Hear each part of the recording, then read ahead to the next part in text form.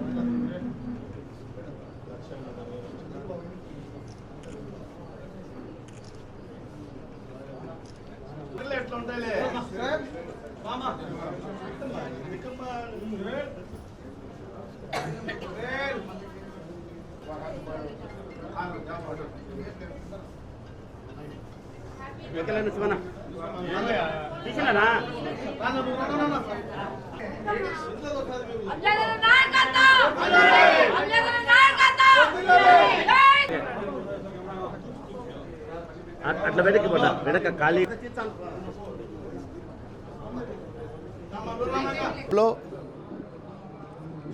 CM relief fund కింద మరి ఈరోజు 8 మందికి ఈరోజు చెక్కుల రూపంలో 22,40,000 రూపాయలు మరి ఈరోజు వాళ్ళకు అందజేయడం జరిగింది. ఒకటే విజ్ఞప్తి చేస్తున్నాను, మరి ఈరోజు ఎంతోమంది వస్తున్నారు, మరి ఎంతోమంది కల్లిబల్లి మాటలు చెప్తున్నారు, మరి అలివి కాని హామీలు ఇస్తున్నారు. మరి ఏనాడు కూడా మరి వాళ్ళ క్రెడిబిలిటీ ఎక్కడ లేదు. ఎందుకంటే చంద్రబాబు నాయుడు అనే వ్యక్తి 14 ఏళ్ళు ముఖ్యమంత్రిగా ఈ రాష్ట్రానికి పనిచేయడం జరిగింది. మరి ఆ 14 ఏళ్లలో ఏనాడైనా పేద ప్రజల గురించి ఆలోచన చేశాడా? మరి ఎవరైనా ఈ ఆరోగ్యశ్రీని మెరుగుపరచాలని ఆలోచన చేశాడా? మరి ఈ ఆరోగ్యశ్రీని దాని పరిధిని పెంచాలని చెప్పి ఏనాడైనా ఆలోచన చేశాడా? మరి ఈ రెస్ట్ పీరియడ్కు వాళ్ళు ఆరోగ్యశ్రీలో వైద్యం చేయించుకుంటే మరి వాళ్ళు పని చేయలేని పరిస్థితి ఉంటుంది, వాళ్ళ కుటుంబం గడవని పరిస్థితి ఉంటుంది. మరి అలాంటి వాళ్లకు ఆర్థికం చేయాలని చెప్పి ఏనాడైనా ఆలోచన చేశాడా? మరి ఏనాడు కూడా పేద ప్రజల గురించి ఆలోచన చేయని వ్యక్తి చంద్రబాబు నాయుడు. మరి ఆయన ఆలోచన చేసిందల్లా కూడా కేవలం ఆయన సామాజిక వర్గం ఏ విధంగా ముందుకెళ్లాలని చెప్పి ఆలోచన చేసిన వ్యక్తి చంద్రబాబు నాయుడు. మరి ఇవాళ మన ముఖ్యమంత్రి గారు మరి ఇక్కడ కులం లేదు, మతం లేదు, ప్రాంతం లేదు, పార్టీలు లేవు, ప్రతి ఒక్కరిని కూడా ఈరోజు పేదలు ఎవరున్నా కూడా ఏ కులంలో ఉన్నా కూడా మరి వాళ్ళకందరికి కూడా అన్ని రకాలుగా సంక్షేమ పథకాలు అందిస్తూ ఆర్థిక సాయం అందిస్తూ మరి ఈరోజు ముందుకు తీసుకువెళ్తున్న పరిస్థితిలో మీరందరూ కూడా జగన్మోహన్ రెడ్డి గారికి అండగా ఉండాలని చెప్పి కూడా ఈ సందర్భంగా మీకందరికీ కూడా సవినయంగా విజ్ఞప్తి చేసుకుంటున్నాను. ఇవన్నీ అభూత కల్పనలు, ఇవన్నీ ఎవరు కూడా నమ్మాల్సిన అవసరం లేదు. మరి ఇవాళ ఖచ్చితంగా నేను కడప ఎమ్మెల్యేగా నేను పోటీ చేస్తున్నాను. మరి ఎవరైతే సోషల్ మీడియాలో ఎవరెవరో చెప్పుకునే దానికి ప్రామాణికం ఏమి కాదు. మరి ఎంపీగా మన అవినాష్ రెడ్డి గారు పోటీ చేస్తున్నారు, నేను కడప ఎమ్మెల్యేగా పోటీ చేస్తున్నాను. ప్రశాంతమైన కుప్పం నియోజకవర్గాన్ని పులివెందుల హింసామాయం కాకూడదనే రాబోయే ఎన్నికల్లో జగన్మోహన్ రెడ్డిని చిత్తుగా ఓడించాలని మదనపల్లి నియోజకవర్గ టీడీపీ ఇన్ఛార్జ్ దొమ్మలపాటి రమేష్ ప్రజలకు పిలుపునిచ్చారు. అన్నమయ్య జిల్లా మదనపల్లి పట్టణంలోని టీడీపీ కార్యాలయంలో ఏర్పాటు చేసిన మీడియా సమావేశంలో ఆయన మాట్లాడుతూ కుప్పంకు 672 కిలోమీటర్ల నుండి కృష్ణా జలాలు తానే తెచ్చినట్లు కలరింగ్ ఇచ్చి జగన్ అబద్ధాలు పరాకాష్ట అయ్యాయన్నారు. హంద్రినివా సృష్టికర్త నందమూరి తారక రామారావు అని వారు కొనియాడారు.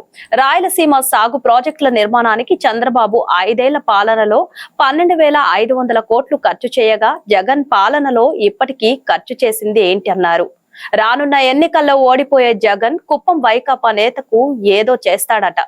ఏపీ ముఖ్యమంత్రి కుప్పం నుండి రాబోతున్న సమయంలో పాలించే గోవును పోగొట్టుకొని తన్నే దున్నని కుప్పం ప్రజలు తెచ్చుకోరు అని వారు పేర్కొన్నారు. నేషనల్ గ్రీన్ ట్రిబ్యునల్ తీర్పునకు వ్యతిరేకంగా రైతులు భూములు బలవంతంగా స్వాధీనం చేసుకొని ఆవులపల్లి రిజర్వాయర్ పేరుతో పెద్దిరెడ్డి రామచంద్రారెడ్డి కాంట్రాక్ట్ సంస్థకు 600 కోట్లు కట్టబెట్టడం అన్యాయం కాదా అని ఈరోజు మేము అడుగుతాను. గండికోట రిజర్వాయర్ ముంపు రైతుల పరిహారంలో భారీగా జరిగినట్టు అవినీతిని ప్రశ్నించిన మాజీ సైనికులకు జగన్ ముఠా హత్య చేసింది. అన్నమయ్య జిల్లా రాయచోటిలో నూతన టీటీడీ కళ్యాణ మండపాన్ని ఎమ్మెల్యే శ్రీకాంత్ రెడ్డి ప్రారంభించారు. రాయచోటి చిత్తూరు రోడ్ 3,85,00,000 నిధులతో నూతనంగా నిర్మించిన టీటీడీ కళ్యాణ మండపంను ప్రారంభించారు. ఈ సందర్భంగా ఎమ్మెల్యే శ్రీకాంత్ రెడ్డి మాట్లాడుతూ చరిత్రలో ఎన్నడూ లేని విధంగా సీఎం జగన్మోహన్ రెడ్డి ప్రభుత్వంలో అభివృద్ధి పరుగులు పెడుతుందన్నారు. నూతనంగా ఏర్పాటైన జిల్లాలో అన్నమయ్య జిల్లాలో టీటీడీ కళ్యాణ మండపం ఏర్పాటు కావడం చాలా సంతోషంగా ఉందన్నారు. ఈ కార్యక్రమంలో మున్సిపల్ చైర్మన్ షేక్ ఫయాజ్ బాషా, అన్నమయ్య జిల్లా వైసీపీ విభాగం మైనార్టీ అధ్యక్షులు బేపారి మహమ్మద్ ఖాన్, మున్సిపల్ కౌన్సిలర్లు, వైకాపా నాయకులు, అభిమానులు హాజరయ్యారు.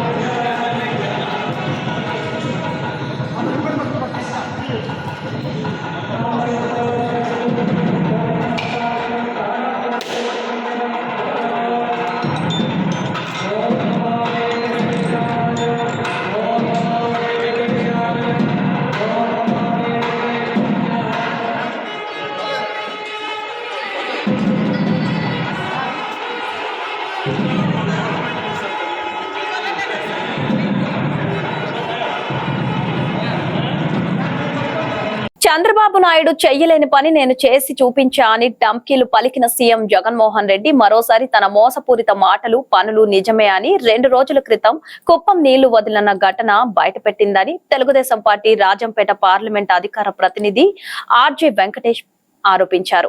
ఈ సందర్భంగా ఆయన కార్యాలయంలో ఏర్పాటు చేసిన మీడియా సమావేశంలో వారు మాట్లాడుతూ ముఖ్యమంత్రి జగన్మోహన్ రెడ్డి కుప్పంలో చేసిన షో ఒక్క రోజులోనే తేటతెల్లం అయిందన్నారు. గతంలో చంద్రబాబు నాయుడు పులివెందుల నియోజకవర్గానికి నీళ్లు ఇచ్చి చీని, నిమ్మ, అరటి తోటలు కాపాడటం జరిగిందని ఆ ప్రాంత ప్రజలు చెప్పడాన్ని జీర్ణించుకోలేక చంద్రబాబు నాయుడు సొంత నియోజకవర్గ కుప్పానికి కృష్ణా నీళ్లు ఇచ్చేశాం అని చెప్పుకునేందుకు ముఖ్యమంత్రి జగన్మోహన్ రెడ్డి ఆడిన హైడ్రామా 24 గంటల్లోనే తేటతెల్లం కావడం జరిగిందన్నారు.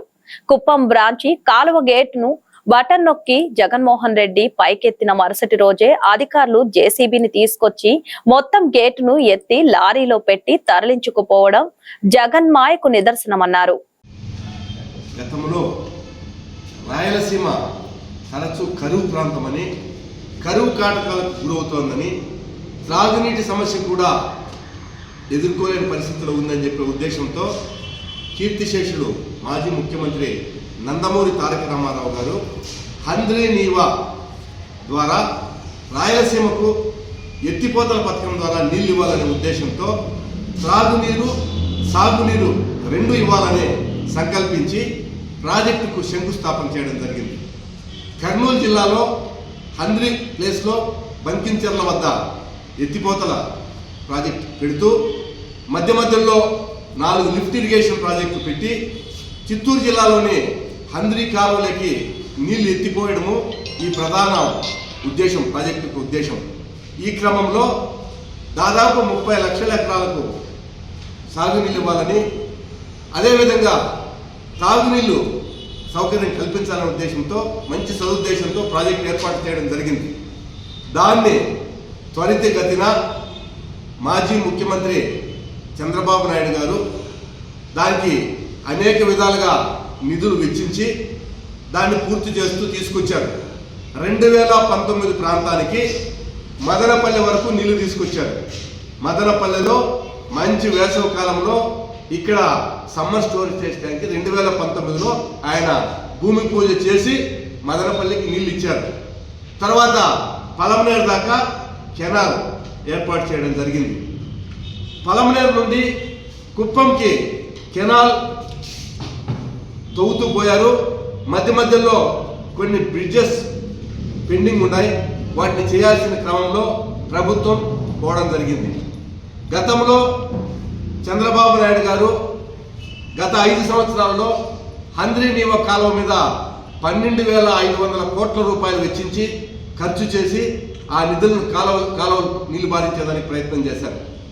ఈ 5 సంవత్సరాలలో జగన్మోహన్ రెడ్డి గారు కేవలం 2,500 కోట్లు మాత్రమే హంద్రీ నీవా కాలువలకు ఆ బ్రిడ్జెస్ కట్టడానికి, ఆ రోడ్డు క్రాసింగ్ చేయడానికి చేశాడు తప్ప ఎక్కడ కూడా వాటిని పూర్తి లైనింగ్ చేసి కాలువ కుప్పం దాకా తీసుకుపోయిన పరిస్థితి లేదు. గతంలో చంద్రబాబు నాయుడు గారు పులివెందుల నియోజకవర్గానికి నీళ్ళు ఇచ్చి ముఖ్యమంత్రిగా ఉండగా ప్రతిపక్ష నేత నియోజకవర్గానికి ఇంపార్టెన్స్ ఇచ్చి అక్కడ ఈరోజు దానిమ్మ తోటలు, చీని తోటలు, అరటి తోటలు పండుతున్నాయంటే అక్కడ చంద్రబాబు నాయుడు గారి పేరు చెప్తున్నారు. దానికి ఉక్రోషం పట్టలేక ముఖ్యమంత్రి గారు హంద్రీ నీవా నీటిని నేను కుప్పానికి ఇచ్చాను అని పేరు తెచ్చుకోవాలనే ఉద్దేశంతో ఒక పెద్ద డ్రామా ఆడాడు. నిన్న సినిమా సెట్టింగులు తరిపించే తరహాలో హంద్రీ నీవా కాలం. అన్నమయ్య జిల్లా రాయచోటి కలెక్టరేట్ కార్యాలయంలో 0 వడ్డీ పంట రుణ మాఫీ కార్యక్రమంలో జిల్లా జాయింట్ కలెక్టర్ ఫర్మాన్ అహ్మద్ ఖాన్ పాల్గొన్నారు. అనంతరం పంట రుణ మాఫీ లబ్ధిదారులకు 0 వడ్డీ పంట రుణ మాఫీ చెక్కులను అందజేశారు. ఈ సందర్భంగా జిల్లా జాయింట్ కలెక్టర్ ఫర్మాన్ అహ్మద్ ఖాన్ మాట్లాడుతూ ఎంతో మంది రైతులు వడ్డీలు కట్టలేక తీవ్ర ఇబ్బందులు పడుతున్నారని, రైతులందరి కోసం సీఎం జగన్మోహన్ రెడ్డి 0 వడ్డీ పంట రుణ మాఫీ కార్యక్రమం నిర్వహించి రైతులను ఆదుకోవడం జరుగుతుందన్నారు. ప్రతి రైతు కూడా 0 వడ్డీ పంట రుణ మాఫీ ద్వారా ప్రతి ఏటా కూడా నేరుగా వారి అకౌంట్ లో జమ చేయడం జరుగుతుందన్నారు. ఈ కార్యక్రమంలో లబ్ధిదారులు, అధికారులు తదితరులు పాల్గొన్నారు.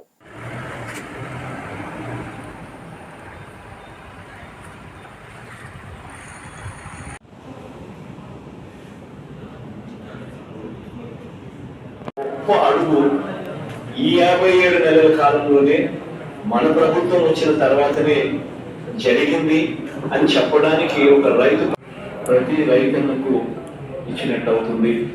ఈరోజు ఇస్తా ఉన్న వైఎస్ఆర్ రైతు భరోసా, పిఎం కిసాన్ అనే ఒకే ఒక్క స్కీమ్ ద్వారా కాలంలో 168.49 లక్షల టన్నులకు చేరింది.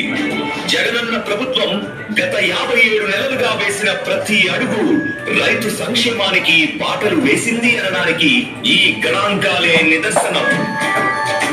ప్రతి అడుగు కూడా రైతన్నకు మంచి జరగాలి, రైతన్న బాగుంటేనే రాష్ట్రం బాగుంటుందని నమ్మిన ప్రభుత్వంగా ప్రతి విషయంలో కూడా రైతన్నకు మద్దతుగా నిలబడ్డం. ఈ సంక్షేమ పథంలో ప్రధాన పథకం క్రమం తప్పకుండా అందిస్తున్న వైఎస్ఆర్ రైతు భరోసా, పిఎం కిసాన్. అన్నదాతకు పెట్టుబడి సాయాన్ని ఇస్తూ అప్పుల బారిన పడకుండా 2023-2024 సంవత్సరానికి వైఎస్ఆర్ రైతు భరోసా, పిఎం కిసాన్ 3వ విడతలో భాగంగా 53.58 లక్షల మంది అర్హులైన అన్నదాతలకు 1,078.36 కోట్ల రూపాయలను అందిస్తున్నారు. పరిస్థితి అయితే అయితే చాలా కానిస్టేబుల్ బాడీ బిల్డర్ పోటీల్లో గెలుపొందడం చాలా సంతోషంగా ఉందని బాడీ బిల్డర్ అసోసియేషన్ సభ్యులు యూనుస్ నూనె నగేష్ పేర్కొన్నారు. కడపలో జరిగిన 2024 బాడీ బిల్డర్ ఛాంపియన్షిప్ పోటీల్లో దేహదారుఢ్యం పోటీలలో గెలుపొందిన వేర్ఫెడ్ నానిని ఘనంగా సన్మానించారు. అనంతరం నానికి శుభాకాంక్షలు తెలియజేశారు. పోలీస్ కానిస్టేబుల్ అయినా కూడా దేహదారుఢ్యంలో నిలబడి తన సత్తాను చాటాడన్నారు. ప్రతి ఒక్కరూ కూడా పోలీస్ కానిస్టేబుల్ నానిని చూసి దేహదారుఢ్యాన్ని పెంపొందించుకోవాలన్నారు.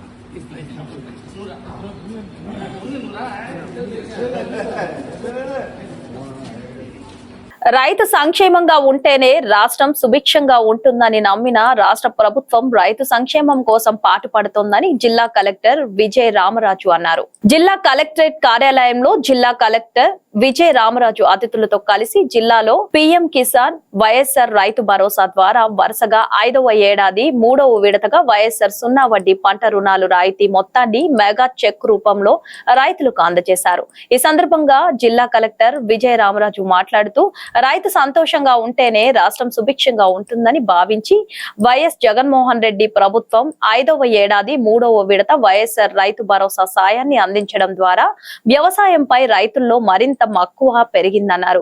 దేశంలోనే తొలిసారిగా కౌలు రైతులతో పాటు దేవాదాయ అటవీ భూములను సాగు చేస్తున్న వాస్తవ సాగుదారులకు కూడా వైఎస్ఆర్ రైతు భరోసా పథకాన్ని వర్తింపచేస్తున్న రాష్ట్ర ప్రభుత్వం 2023-2024 సీజన్ కు సంబంధించిన 3వ విడత పెట్టుబడి సాయాన్ని ఒకేసారి రైతులకు అందచేయడం అభినందనీయమన్నారు.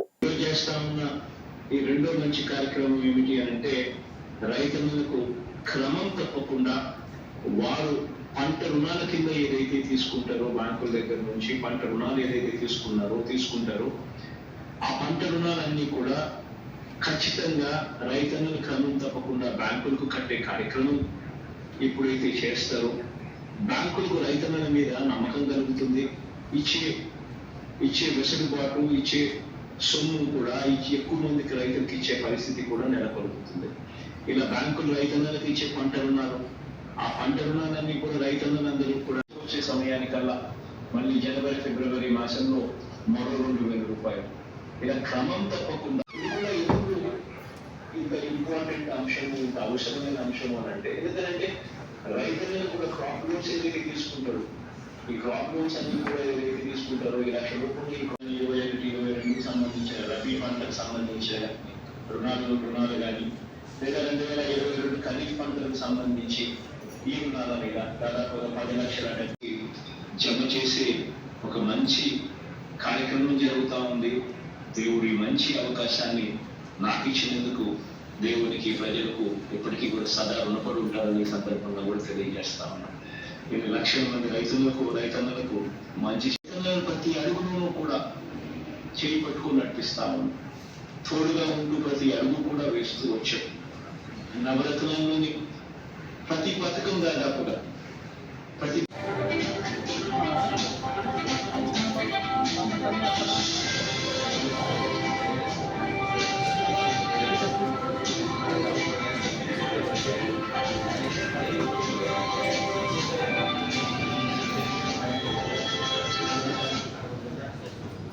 వార్తలు ముగించే ముందు ముఖ్యాంశాలు మరోసారి. రాబోయే ఎన్నికల్లో జగన్మోహన్ రెడ్డిని చిత్తుగా ఓడించాలని మదనపల్లి నియోజకవర్గ టీడీపీ ఇన్ఛార్జ్ దొమ్మలపాటి రమేష్ ప్రజలకు పిలుపు. కడప నగరంలోని రాష్ట్ర ఉప ముఖ్యమంత్రి క్యాంప్ కార్యాలయంలో సీఎం రిలీఫ్ ఫండ్ చెక్కులను లబ్ధిదారులకు పంపిణీ. సున్నా వడ్డీ పంట రుణ మాఫీ కార్యక్రమంలో పాల్గొన్న joint collector Faran Ahmed Khan. S news ఇంతటితో సమాప్తం. తిరిగి రేపటి వార్తలో మళ్ళీ కలుద్దాం. అంతవరకు నమస్కారం.